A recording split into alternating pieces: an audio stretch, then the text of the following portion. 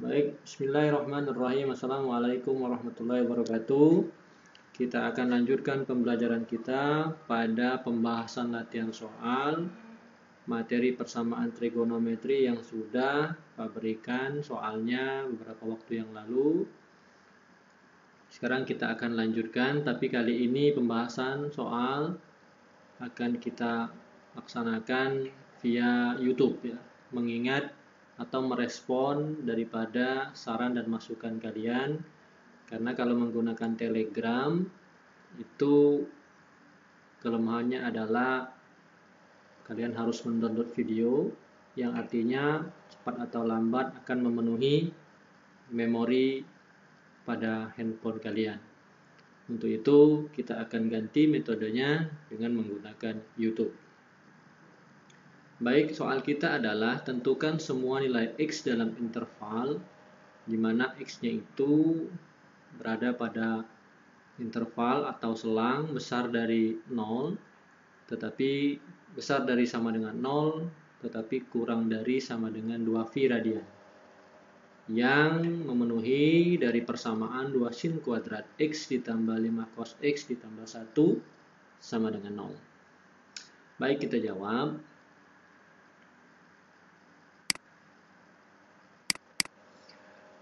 Kita sudah membahas persamaan trigonometri, itu ada 3 bagian. Bagian pertama dasar, bagian kedua itu yang berbentuk persamaan kuadrat, yang bagian ketiga adalah yang lanjutan, yaitu dalam bentuk A sinus X plus B cos X sama dengan C. Nah, sekarang soal kita itu masuk ke dalam kelompok yang mana? Kalau kita amati, ternyata soal ini memiliki pangkat 2. Pangkat 2 identik dengan kuadrat. Maka bisa jadi persamaan trigonometri ini masuk ke dalam bentuk persamaan trigonometri yang berbentuk persamaan kuadrat. Karena dia sudah punya syarat 1, yaitu memiliki pangkat 2. Tetapi apakah ia memang bentuk persamaan kuadrat? Karena kita harus masuk ke syarat yang kedua, yaitu bahwa perbandingan trigonometrinya mesti sama. Sekarang kalau kita cek, ternyata ini sin dan ini adalah cos.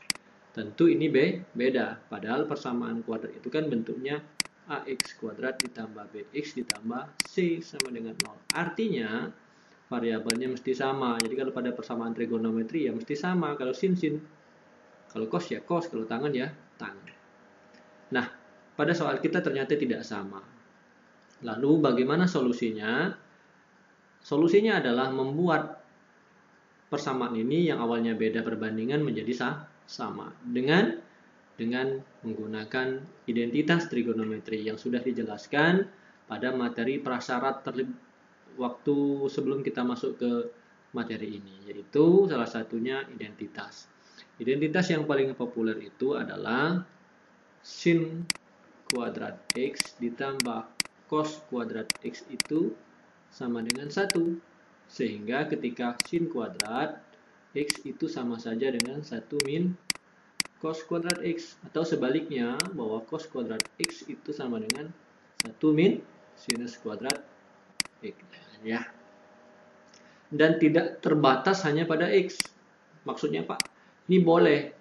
Yang penting dia sama. Misalkan ini 2x, 2x, maka di sini pun akan berubah menjadi 2x, 2x.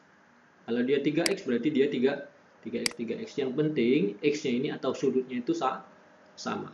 Maka langkah pertama yang wajib kita lakukan adalah mengubah soal ini menjadi bentuk yang sama, yaitu mengubah sin kuadrat menjadi cos. Atau sebaliknya, merubah cos menjadi sin. Nah, berhubung yang pangkat 2 itu adalah sin, maka yang kita ubah adalah dari sin menjadi cos. Ini ya, ini yang akan kita ambil.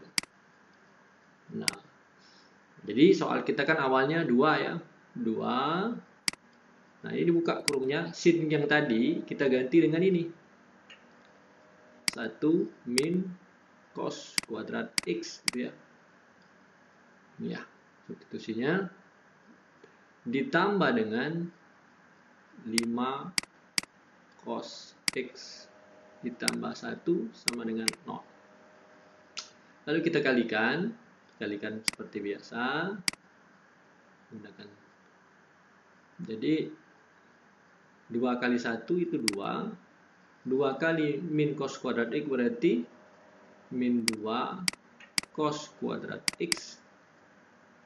Selanjutnya ditambah dengan 5 cos X ditambah 1 sama dengan 0. Nah, ini kan sudah sama. Ini cos, ini cos. Tinggal kita ubah atau percantik bentuknya itu ke dalam bentuk umum persamaan kuadrat, di mana kalau kita susun itu yang punya pangkat di depan, yang tidak punya variabel itu di belakang. Artinya konstantanya di ujung. Baik, sekarang kita atur. Jadi sisanya itu berapa? Min 2 cos kuadrat X ditambah 5 cos X ditambah 2 yang ini ditambah dengan 1. Berarti 3 sama dengan 0. Bentuk umum persamaan kuadrat itu A-nya itu adalah positif. Bukan berarti tidak boleh negatif. Positif ini memudahkan kita dalam perhitungan. Maka kita upayakan yang punya kita tadi yang negatif ini diubah menjadi positif dengan cara kita kalikan semua dengan negatif. Jadi kalikan dengan negatif. Semuanya kiri dan kanan. Sehingga berubahlah menjadi 2 cos kuadrat X ditambah 5 cos X. Salah. Min ya, karena sudah dikalikan dengan negatif. Min 5 cos X min 3, 0 kali min tetap 0.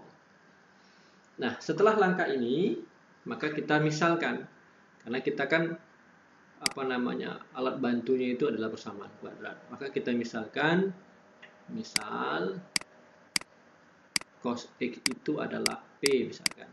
Sehingga persamaan ini akan berubah menjadi ya,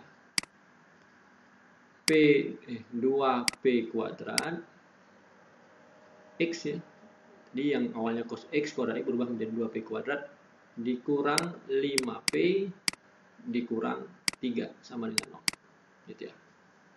Nah, ini kan bentuk persamaan kuadrat nih, sudah gitu ya. Nah, tinggal kita faktorkan.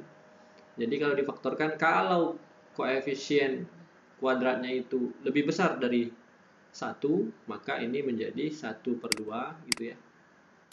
2P sama dengan 0. Nah, sekarang kita cari berapa kawannya ini ya. Hasil faktornya berapa? Dengan cara 2 kali min 3. Jadi koefisien kali jadi min 6 ya. Min 6 itu adalah perkalian 2 dikali min 3. Berapakah perkalian yang menghasilkan min 5? Menghasilkan min 6 ketika dijumlahkan hasilnya harus min 5. Itu adalah min 6 dan 1. Min 6 kali 1 itu hasilnya adalah min 6, tetapi ketika dijumlahkan hasilnya adalah 5, min 5. Sesuai dengan apa yang diminta.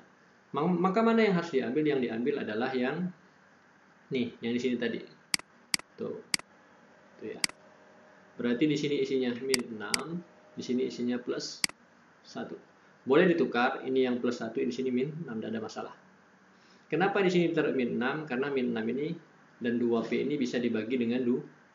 Tetapi kalau seandainya kita taruh yang di sininya plus 1, maka akan kesulitan 1 dibagi 2 kan setengah. Kita menghindari pecahan.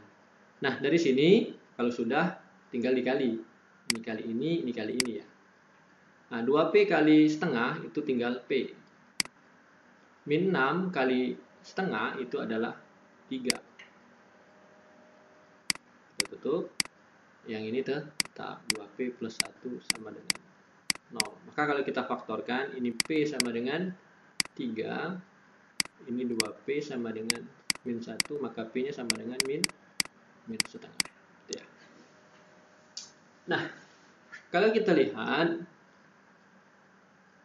ini kan sudah dimisalkan. Kembalikan lagi ke asalnya, yaitu bahwa P-nya itu adalah cos X ya. Maka cos X sama dengan 3. Ya, karena P sama dengan 3 ya. Nah, Sementara kita tahu bahwa maksimum nilai cos X itu adalah 1, sedangkan ini 3, maka ini tidak memenuhi. Tidak memenuhi ya. Ini T. Yang satu lagi, 2P sama dengan min 1, P sama dengan min setengah. Berarti cos X sama dengan min setengah, gitu ya. Nah, berapakah cos X sama dengan min setengah itu? Panduan kita adalah yang Pak ajarkan waktu itu dengan begini ya. Nah, cari yang nilainya positif dulu. Berapa nilai positifnya? Kalau yang ini rumusnya adalah 180 dikurang yang ini. Kemudian yang ini di kuadran ketiga 180 ditambah ini alfa ya. Nah, ini alfanya. Yang ini untuk di kuadran keempat berarti 360 dikurang alfa. Nah, panduan kamu adalah cos X min setengah itu adalah ambil yang setengah yang sudah kamu hafalkan. Bahwa nilai cos X sama dengan setengah itu kan adalah cos 60 ya. Berarti X-nya 60. Nah, itu yang jadi panduan. Nah, jadi alfanya itu 60 di kuadran 1, di kuadran kedua adalah 180 kurang 60. Berarti 120. Kuadran ketiga 180 tambah 60 berarti 240. Di kuadran ketiga 180 ditambah 360 dikurang 60 berarti 300. Nah, itu ya.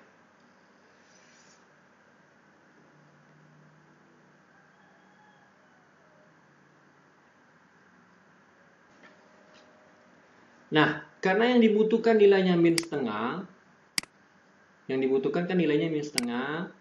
Nah, cari nilai cos yang berada yang nilainya min setengah.